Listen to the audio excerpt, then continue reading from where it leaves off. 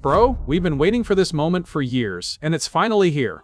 4 bolts of black lightning crash down from hell itself, summoning rest of the elders. Zoro finally snaps and unleashes pure violence when Sanji calls him useless, and our rubber captain gets swallowed alive by one of the Gorosei. Back on Egghead, absolute chaos erupts when 4 lightning strikes slam into the ground like the world's ending. Every single Marine on this island stops breathing for a second because they've witnessed this horror before. Vice Admiral Bluegrass and her soldiers are staring at the sky with pure dread in their eyes. They remember exactly what happened when Saturn made his entrance, and now they're getting 4 times worse. The giant pirates are still giving rides to Bonnie, Frankie, and Atlas when hell breaks loose above them. Bonnie's face turns ghost white because she knows her friends are walking into a death trap. Some giant warrior goes berserk and fires an arrow big enough to sink a battleship. These massive warriors start teamwork with pacifistas to absolutely wreck marine vessels. Dory and Brogy come bulldozing through the trees with 2 more giant buddies who look ready to flatten everything. Cut to Mary Joie, where we see the most spine-chilling sight ever. That throne room where the 5 elders have controlled the world for decades. Totally empty now except for this burning demon circle carved into the floor. These symbols aren't just decorations, they look like ancient curse writing that could summon nightmares. Vegapunk's world broadcast keeps rolling while this madman casually creates the most revolutionary drink ever. He drops 1 tiny bit of Vega coffee into water and instantly turns it into perfect hot coffee. This genius could make billions selling this, but instead he's sipping his invention and asking how much time before he drops the biggest secret bomb in history. 7 minutes left. More demon portals keep opening up around Saturn. Luffy's standing there with his jaw hitting the floor as 4 shadow monsters crawl out like something from your worst nightmares. And get this, recorded Vegapunk basically guarantees his own doom by bragging that nobody could stop his broadcast in 7 minutes. Talk about tempting fate. Sanji's sprinting like an Olympic runner carrying unconscious Vegapunk while desperately trying to warn his crew.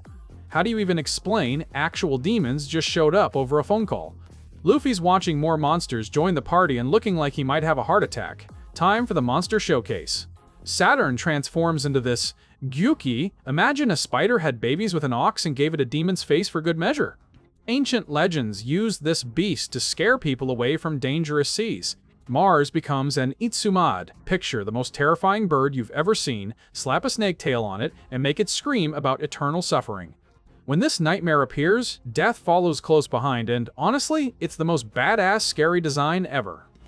Warcury turns into a Feng Shi, basically a demon boar with 4 giant tusks wrapped in hellfire. His fancy mustache literally became deadly weapons. Remember that massive boar god Odin fought in Wano. Maybe ancient people worshipped boars because they were terrified of this monster. Nushjuro becomes a Bakotsu, a skeleton horse that screams death is coming in every mythology, and Jupiter.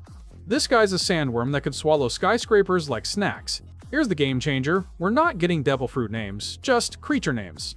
What if devil fruits are just humanity's pathetic attempts to steal these monsters' powers?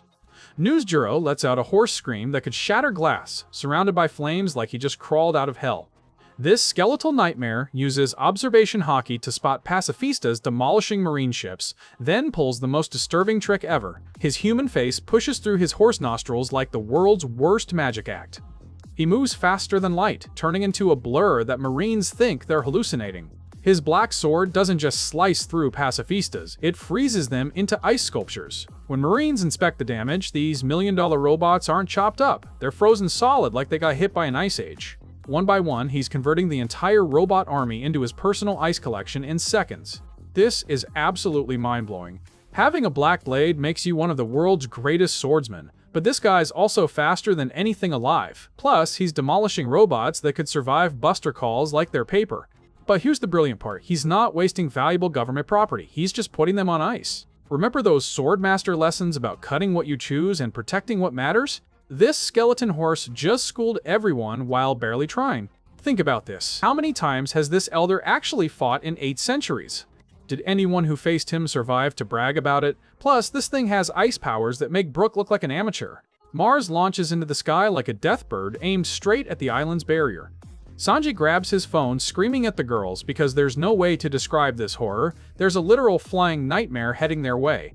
When Mars unleashes his battle cry, ancient stories say it means death has arrived.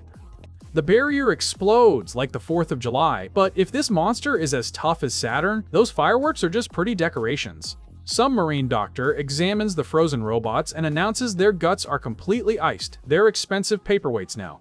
Marines start celebrating because they think this gives them a shot at capturing Bonnie and stealing back their machines. While Mars plays aerial bomber and Nushjuro keeps making ice art, Marines figure out Bonnie's heading northeast with the Straw Hats. Half their robot army is already out cold. Sanji can't put this nightmare into words, so he just screams at everyone to run for their lives because death is flying their way. Mars won't quit and keeps Kamikaze diving into the barrier like a demon missile.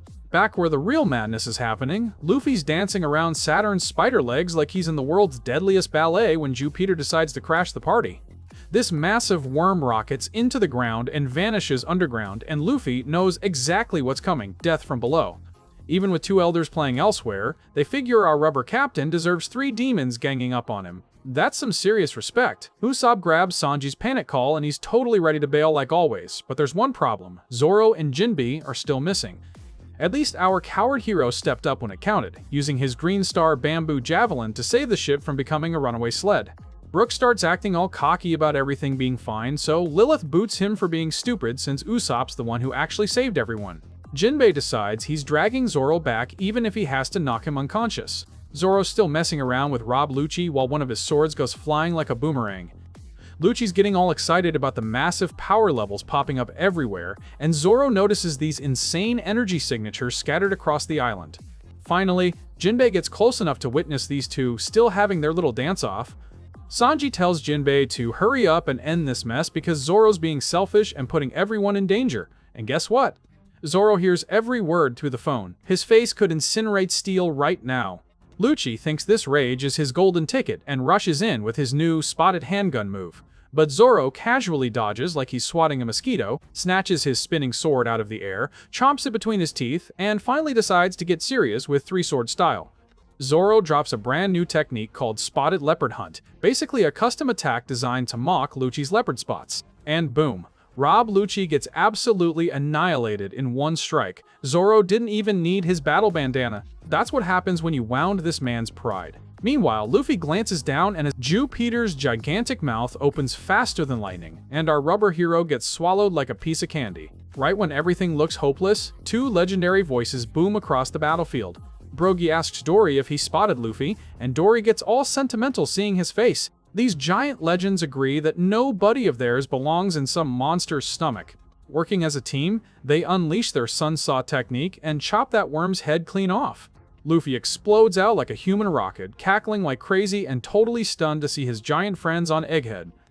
Brogy says it's been way too long, and Dory announces they got sick of waiting and came to personally rescue him. Now here's the deal. Some worms can regrow chopped off body parts, including heads, so this elder will probably bounce back soon. Right now, the only weapons that might hurt these demons are sea stone or drowning them, assuming they even have devil fruit weaknesses. Notice we're not getting devil fruit names for their beast modes. But honestly, winning isn't the mission here. It's surviving long enough to escape. Still, how absolutely insane is it that the Straw Hats are throwing hands with the 5 elders right now? The final war just started. That's this episode. Demonic revelations, Zoro's pride-powered beatdown, and legendary giant heroes to the rescue. Which nightmare beast impressed you most? We haven't seen War Curie throw down yet, but that's changing real soon. Speaking of what's next, episode 1145 drops with the title, Fighting Together with Friends.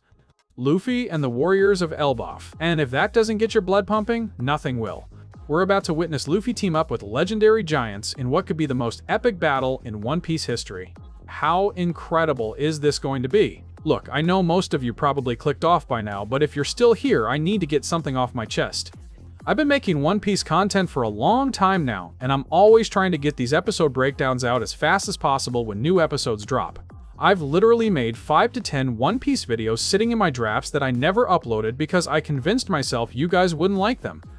Even after putting all this work in, trying my best to deliver quality content, I'm still not seeing the support I hoped for. Look, I don't want to compare myself to other creators out there, but it really breaks my heart when I see the numbers and engagement. I pour everything into these videos, and sometimes it feels like I'm shouting into the void.